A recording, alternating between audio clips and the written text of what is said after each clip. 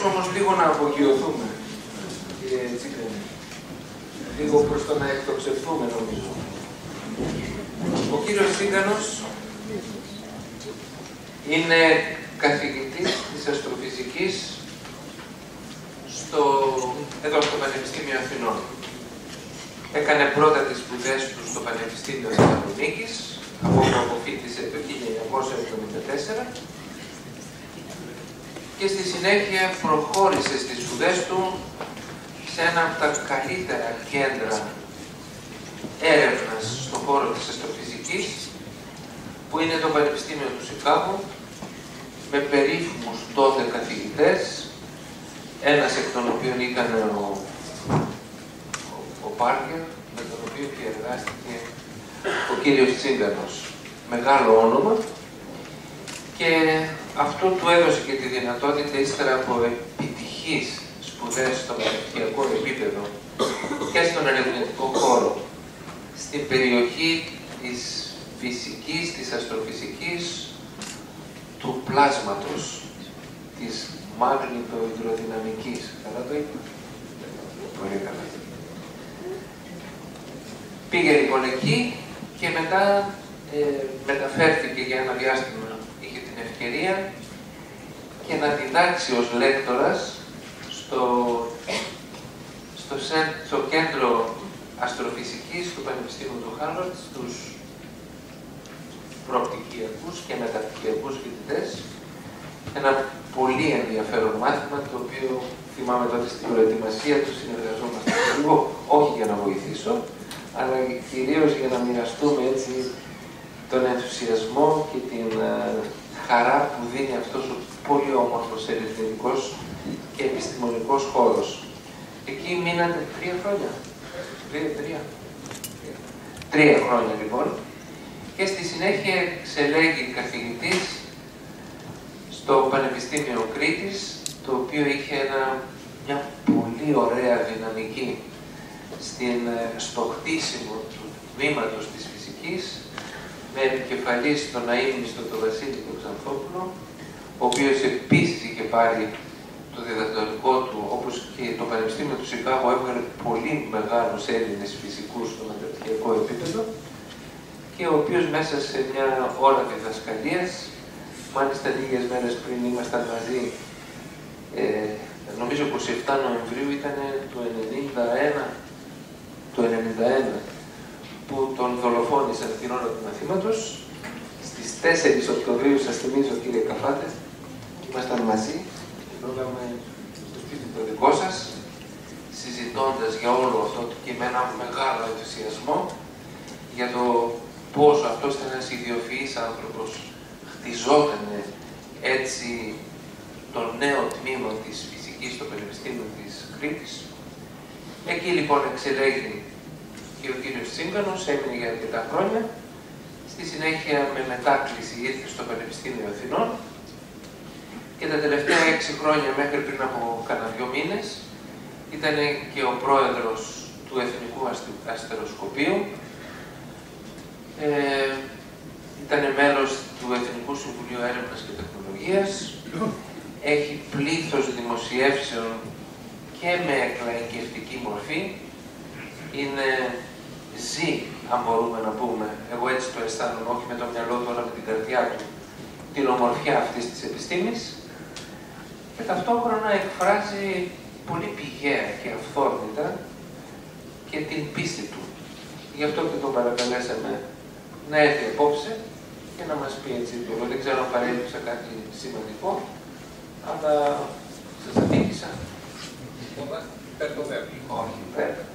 Λοιπόν, παρακαλούμε πάρα πολύ με την άμεσή σας να μας πείτε ακριβώς όλη αυτή την προβληματική, την οποία και εσείς προσωπικά ζείτε ή και ακούτε και εισπράτετε, μέσα από τον προκλητικό χώρο της σύγχρονης αστροφυσικής και κοσμολογίας. Εντάξει.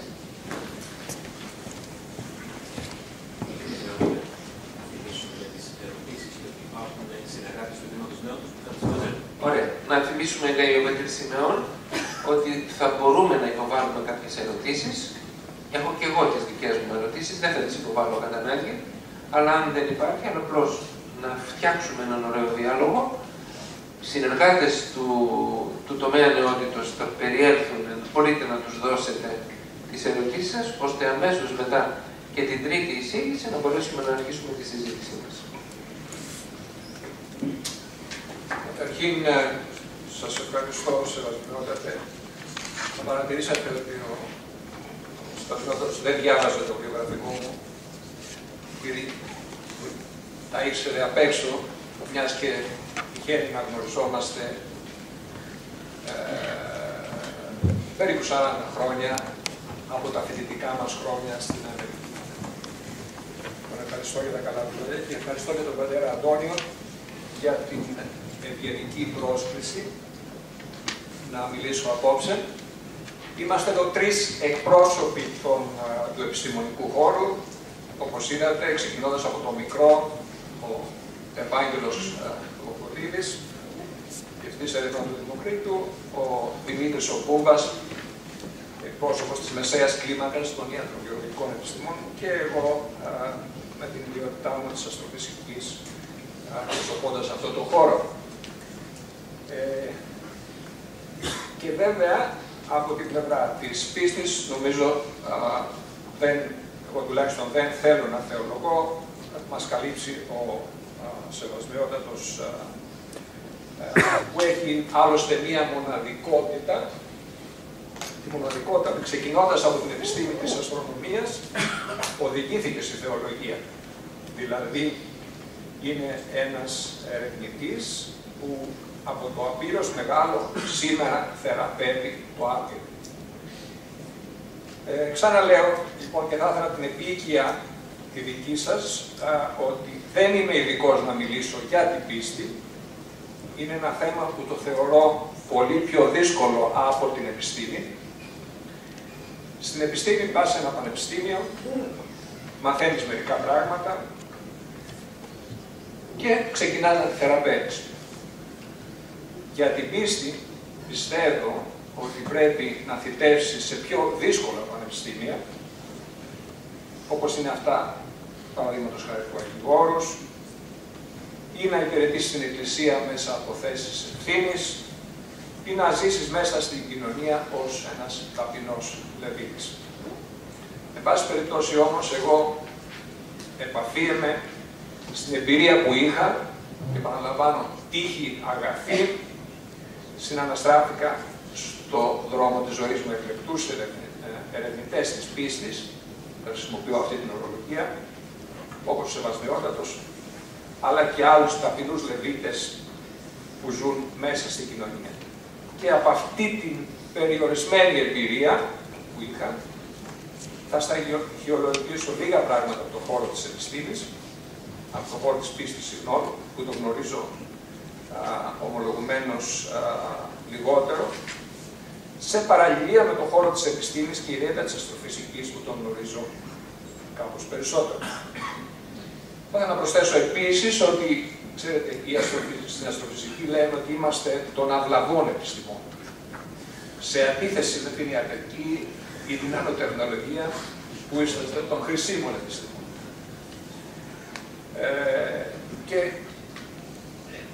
αυτό βέβαια μας δίνει τη δυνατότητα να ελιχθούμε σε κάποιους έτσι πιο γενικότερους φιλοσοφικούς χώρους και κάπως εκεί θα κινηθώ. Η πρώτη διαφάνεια που δείχνω μου άρεσε πάρα πολύ επειδή συνδυάζει, τη βρήκα από το ιστολόγιο ενός ιερέα εδώ τις τελευταίες ημέρες, συνδυάζει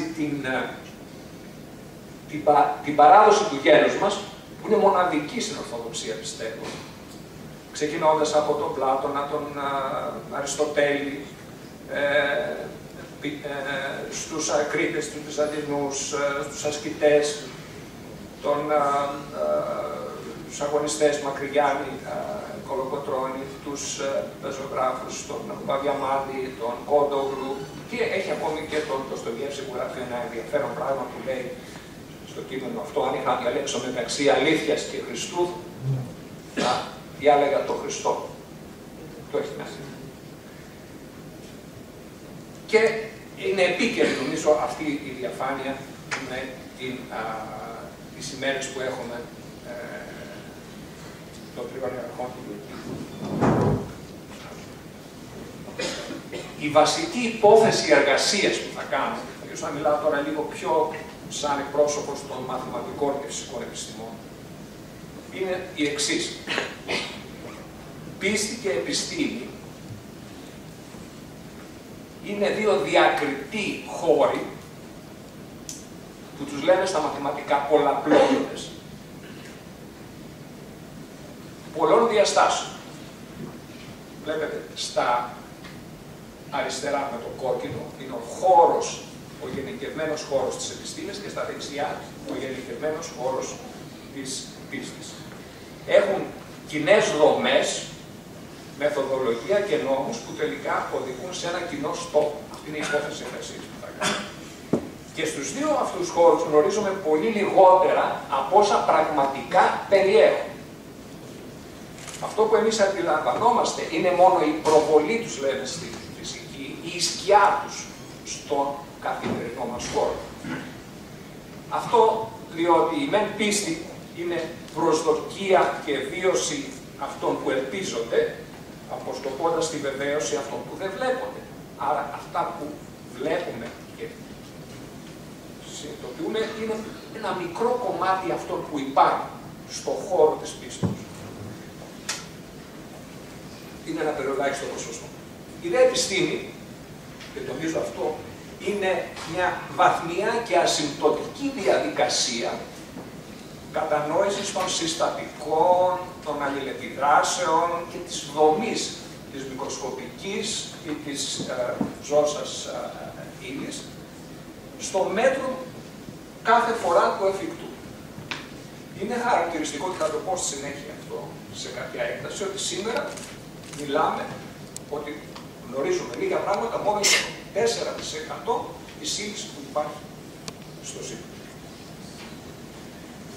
Ο κοινός στόχος που έχουν αυτές οι δύο χώροι είναι ότι μπορούν να επιτρέψουν στο μικρό και φθαρτό άνθρωπο να προσδιορίσει τη θέση του μέσα σε αυτό το μικρό το μέγα, ο οποίος συνέχεια μας εκπλήσει με την πολυπλοκότητά του, αλλά και κοσμείται από τις ενέργειες του δημιουργού του και από τη βιωτή όσων ζουν με τις εντολές του.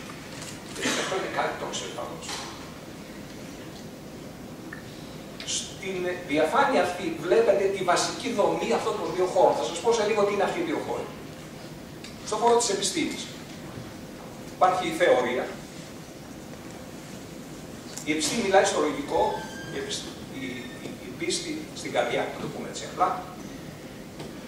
Υπάρχει η θεωρία που ξεκινάει κάτι και έρχονται μετά οι παρατηρήσεις.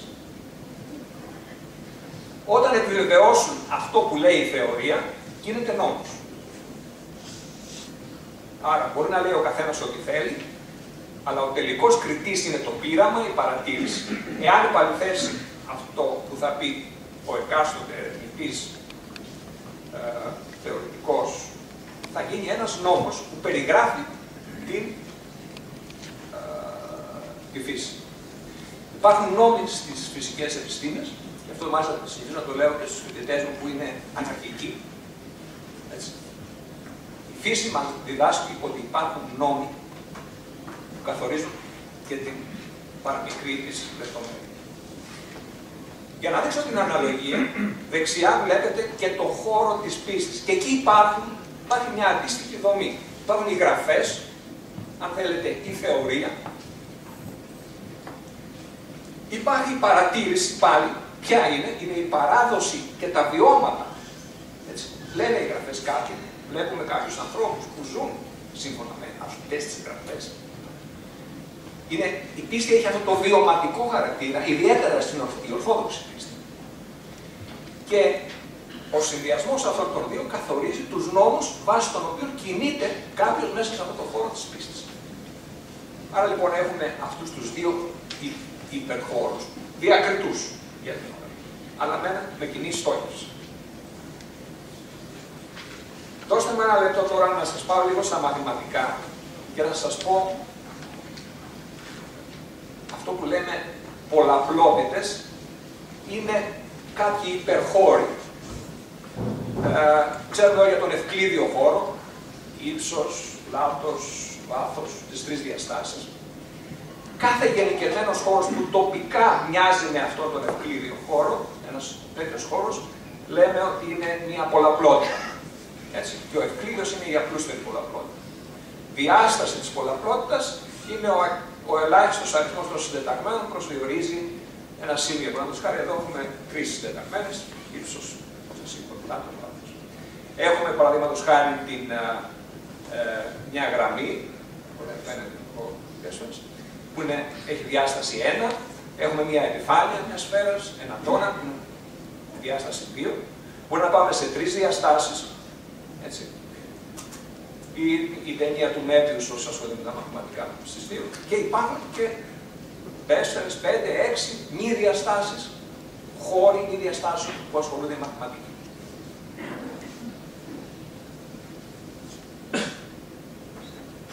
Σε αυτή την πανέμορφη εικόνα βλέπετε τη σκιά μιας εξαδιάστατης πολλαπλότητας, δηλαδή μια δομή που ζει σε έναν εξαδιάστατο χώρο.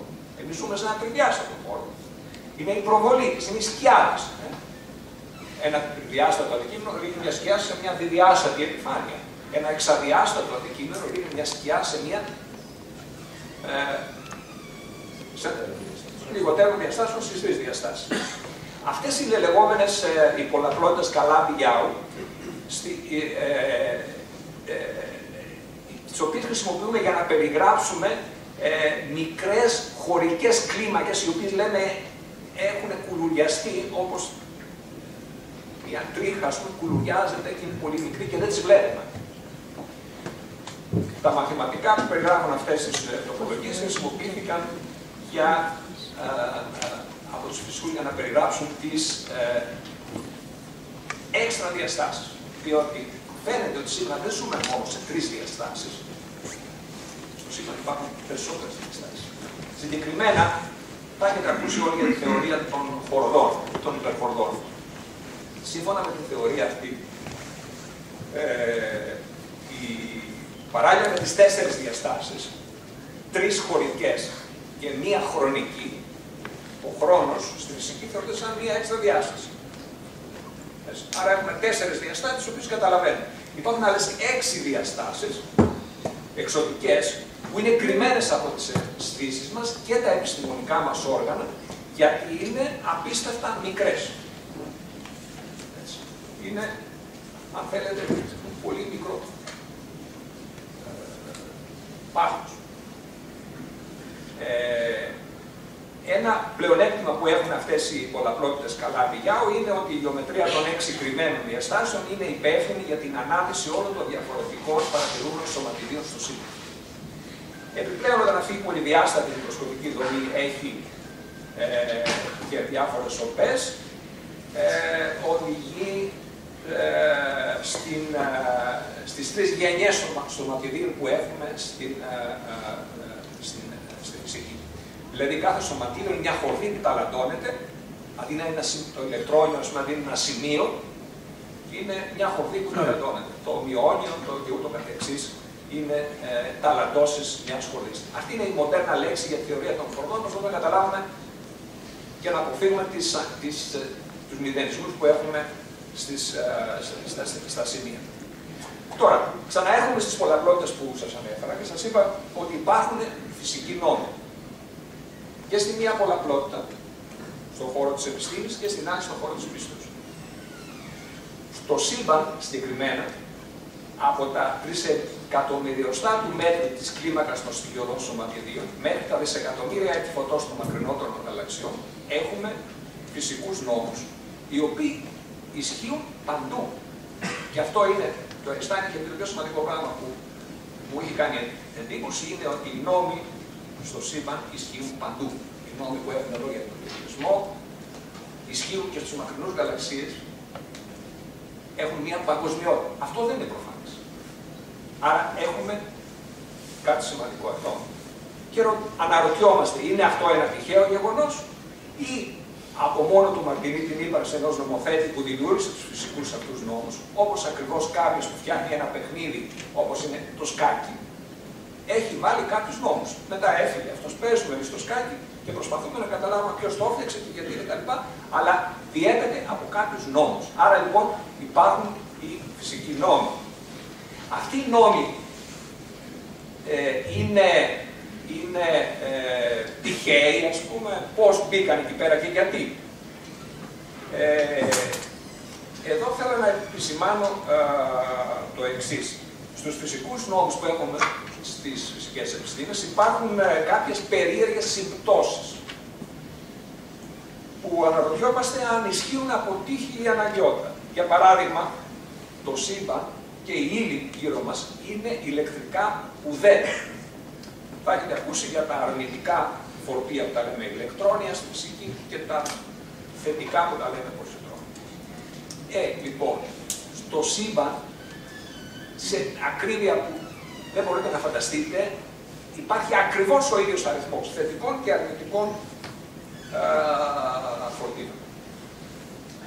Εάν ο λόγος του αριθμού των θετικών φορτίων προς τον αριθμό των αρνητικών των ηλεκτρονίων στο σύμπαν διέφερε από τη μονάδα κατά 1 μέρος στα 10 ή στην 37, τότε οι ηλεκτρομαγνητικές δυνάμεις θα υπερίσχυαν των βαρυθμητικών και δεν θα είχαν σχηματιστεί ούτε αστέρια, ούτε γαλαξίες, ούτε πλανήτες, ούτε ζωή, ούτε εμείς, ούτε τίποτα. Η πιθανότητα να έγινε αυτό από τύχη, προσέξτε, είναι όση το να τραβήξει ένας τυφλός μια μοναδική δραχμή που έχουμε κρύψει ανάμεσα στα 10 ή 37 ευρώ. Φανταστείτε, για να το καταλάβουμε πιο απλά αυτό, εάν στιβάξουμε ευρώ από τη γη μέχρι τη σελήνη, είναι 384 δισεκατομμύρια, όσο προϋπολογισμό της Ευρώπης. Φανταστείτε το χρέος της Ελλάδας. Το χρέος της Ελλάδας είναι πολύ κοντά. Λοιπόν, φανταστείτε τώρα, που δεν μπορούμε να δω, δισεκατομμύρια υπήρους σαν την Ευρώπη να έχουν τέτοιες στίβες. Για να φτιάξουμε τα 10 ή 37 ευρώ. Κάπου και μέσα πάμε, κρύβουμε μία δραχμή. Δέρνουμε τα μάτια κάποιου και του λέμε πήγαινε βρέσμη. Πού είναι η δραχμή. Η πιθανότητα να πάει αυτός με πιθανότητες να την βρει είναι 1 στα 10 37. Τόση είναι και η πιθανότητα να φτιάχτηκε από τύχη, έτσι, η ισότητα των φορτίων θετικών και αρνητικών. Επομένως, συνολικά, αν υπήρχε μια ελάχιστη διαφορά του φορτίου στο σύμπαν, δεν θα είχαμε ούτε σχηματισμό πλανητών, ούτε ζωής, ούτε τίποτα. Άρα λοιπόν, δεν υπάρχει τύχη. Μια άλλη παρατήρηση για τους νόμους, γιατί μιλήσαμε και στις δύο περιοχές υπάρχουν αυτοί οι νόμοι, είναι ότι υπάρχει αυτή η αβάσταχτη, όπως λέμε, ελαφρότητα της βαρύτητας στο σύμπαν. Ξέρετε, στο σύμπαν έχουμε 4 δυνάμεις. Τις ισχυρές, όπως λέμε, πυρηνικές, που καθορίζουν τις διασπάσεις του πυρήνα, τις ηλεκτρομαγνητικές, τις ασθενείς για την ραδιενέργεια και την βαρύτητα. Η βαρύτητα είναι απείρως, 10 στη 38 φορές ασθενέστερη από την ισχυρή και από την ηλεκτρομαγνητική. Δηλαδή, παρότι εμείς αυτό ζούμε καθημερινά, αλλά η βαρύτητα είναι μονοελπική. Γιατί είναι τόσο ασθενική η βαρύτητα. Για να μπορεί να ζει αρκετά ο ήλιος και τελικά και οι αστέρες, οι υπόλοιποι, γιατί ανακαλύπτουν και άλλους πλανήτες, και να μπορέσει να φτάσει και να υπάρξει ζωή. Άλλη μια σύμπτωση. Η βαρύτητα συγκεκριμένα γεννάει και καταστρέφει. Όλες οι συμπυκνώσεις στο σύμπαν που έχουμε, αστέρες, γαλαξίες, τους δημιουργεί βαρύτητα. Η βαρύτητα έχει φτάσει να τα συγκεντρώνει όλα στο κέντρο. Παραδείγματος χάρη ένα νεφέλωμα στον Ορίωνα, το λέμε πάνω στον ουρανό, που το λέμε αστρικό βρεφοκομείο. Αυτή τη στιγμή υπάρχουν χιλιάδες αστέρια που είναι έμβρια, είναι μικρά. Γιατί τα λέμε έμβρια, διότι ένα αστέρι ζει μερικά δισεκατομμύρια χρόνια, αυτά είναι ηλικίας μερικών εκατομμυρίων ετών, τα αστέρια ζουν, δισεκατομμύρια χρόνια, αυτά είναι ηλικίας μερικών εκατομμυρίων, είναι 1000 φορές νεότερα. Στην ηλικία του ανθρώπου 1000 φορές η δική μας ηλικία είναι το βρέφος. Άρα λοιπόν και αυτά είναι βρέφη, δηλαδή έχουν μόλις τώρα γεννηθεί μέσα από τον νεφέλο με την βαρύτητα. Είναι ένα παράδειγμα που βλέπουμε εκεί μέσα που γεννιόνται τα αστέρια. Και επίσης συνθλίβει στο τέλος τα αστέρια και φτιάχνει και τους γαλαξίες και φτιάχνει αυτές τις περίφημες μελανές σοπές ή μαύρες τρύπες. Και δεν υπάρχει τίποτα να αντισταθεί στην βαρύτητα. Λοιπόν, μια άλλη παρατήρηση που έχει σχέση με αυτό που θέλω να σας πω στη συνέχεια είναι ότι το σύμπαν είναι γεμάτο από γαλαξίες, αν και κάθε γαλαξία είναι άδειος από αστέρες.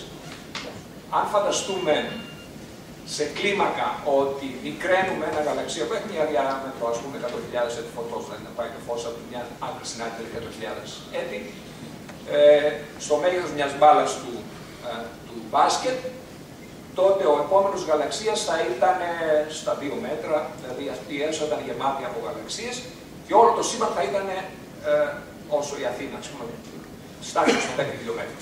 Άρα το σύμπαν είναι γεμάτο από γαλαξίες.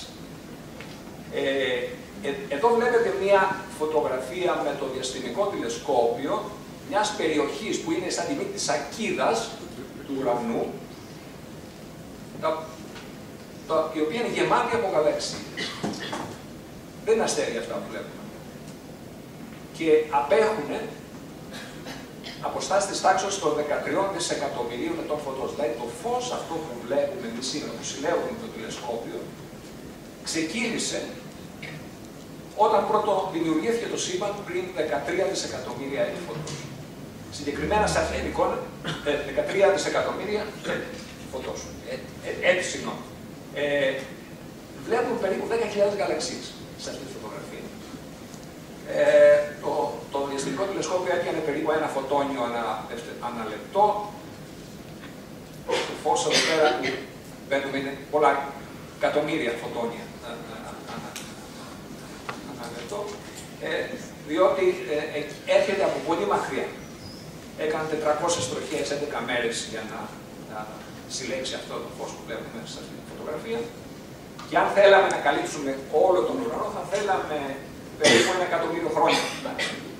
Παίρνει τέτοιες φωτογραφίες στο διαστημικό τηλεσκόπιο. Άρα λοιπόν, το σύμπαν είναι γεμάτο από τέτοιες γαλαξίες και πραγματικά είναι να σηκώνει την τρίχα, να βλέπει κανείς όλους αυτούς τους κόσμους τριγύρω μας.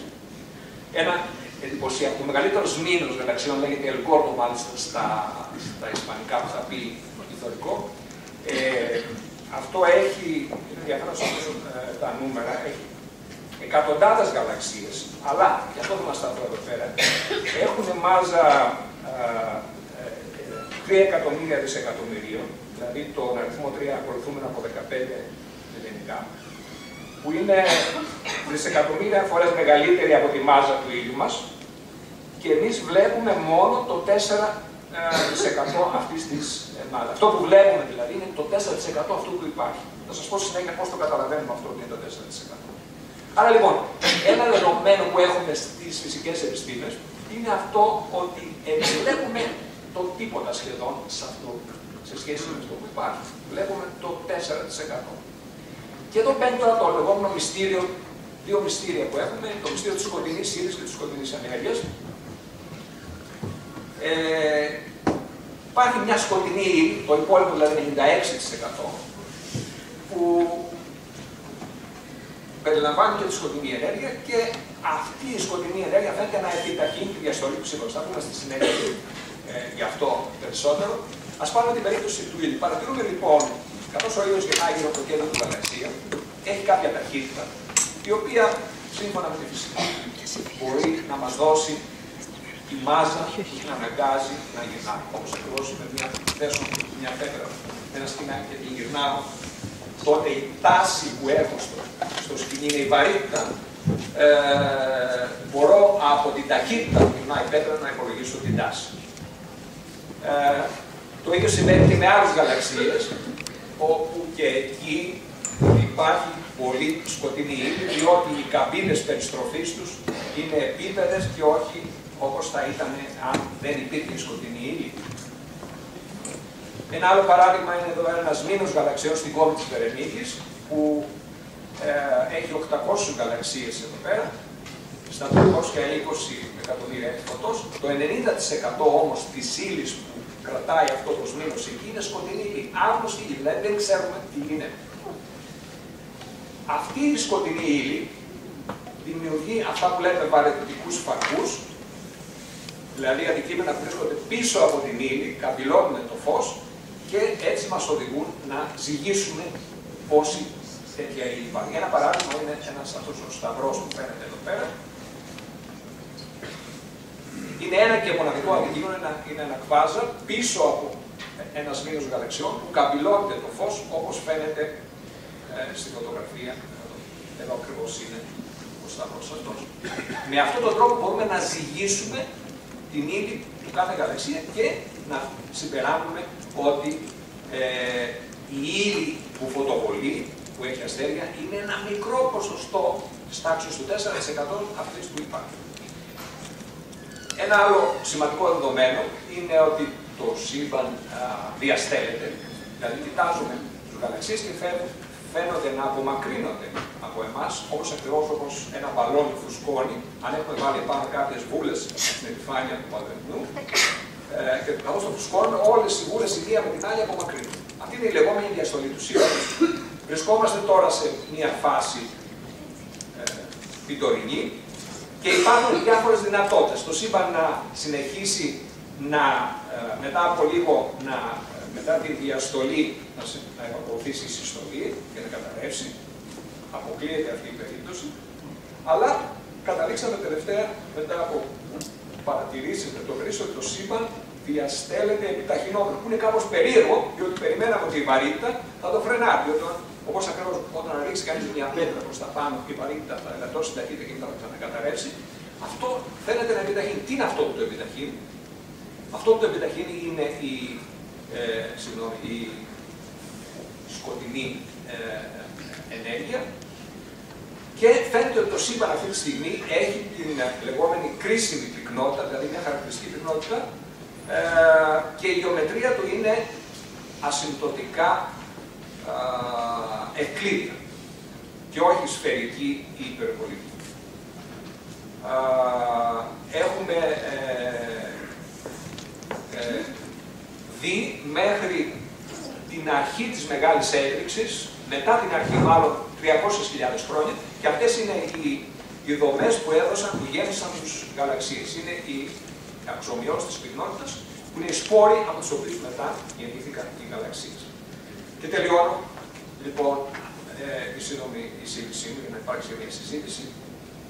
Μια και μιλάμε για ευκλήδια γεωμετρία, και να θυμίσω ότι τα δύο βιβλία που έχουν διαβαστεί μέχρι τώρα από περισσότερο κόσμο είναι η Αγία Γραφή και τα στοιχεία του Ευκλήδη. Είναι η γεωμετρία που μάθαμε στο σχολείο. Λοιπόν, ο Ευκλήδης είπε, και θα τελειώσω με αυτό, το εξής. Οι νόμοι της φύσεως δεν είναι τίποτα περισσότερο από τις σκέψεις του Θεού. Και συνοψίζω, οι νόμοι φαίνονται να είναι κοινοί και στον υπερχώρο της επιστήμης και στον υπερχώρο της πίστης, και αυτοί οι νόμοι, όπως το έχει πει εμφατικά και ο Σεβασμιότατος σε ομιλίες του, δεν είναι δεσμευτικοί. Ακούει κάποιος για νόμους, φοβόμαστε όπως τους τροχονόμους, ας πούμε, δεν είναι δεσμευτικοί καταδικαστικοί. Οι νόμοι αυτοί είναι πηξίδες στα χέρια μας για να πλοηγηθούμε σε αυτούς τους γενικούς υπερχώρους, έτσι, τους οποίους μόνο λίγο γνωρίζουμε και ασυμπτωτικά χτίζουμε κάθε μέρα, αλλά για να μπορέσουμε να πλοηγηθούμε και να κατανοήσουμε και να φτάσουμε στο τελικό στόχο, σε κάθε ένα από αυτούς τους διακριτούς υπερχώρους, πρέπει να τους χρησιμοποιήσουμε με την καλύτερη. Άρα λοιπόν αυτοί οι νόμοι και της πίστης και της επιστήμης ελευθερώνουν αντί να δεσμεύσουν. Θα τελειώσω εδώ σε τα σμιότατα και μπορούμε να συζητήσουμε.